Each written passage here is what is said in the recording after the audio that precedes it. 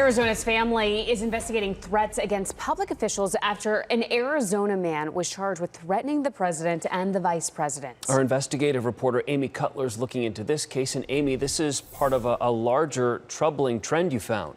Yeah, it certainly is. The U.S. Secret Service says David Michael Hansen was arrested after a series of posts on the social media platform X, formerly known as Twitter. They date back to November and December.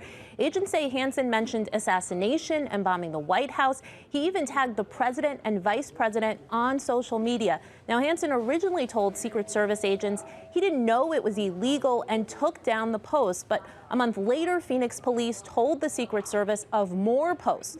Threats like this are nothing new. We found it is a trend on the rise. According to researchers at the University of Nebraska at Omaha and Chapman University, there were 77 cases of threats against public officials last year. That eclipses 2022's numbers, which were a 10-year record. More than half of them were ideologically motivated. And just last week, U.S. Capitol Police released numbers saying they investigated more than 8,000 cases involving statements or threats against members of Congress.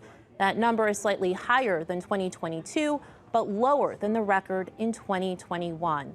Arizona is no stranger to these threats. Last year, an Iowa man was sentenced to 2.5 years in prison for threatening Maricopa County Supervisor Clint Hickman and former Arizona Attorney General Mark Brnovich. That man made threats against Hickman and Brnovich related to what he called the theft of the 2020 election. Amy Cutler, Arizona's Family Investigates.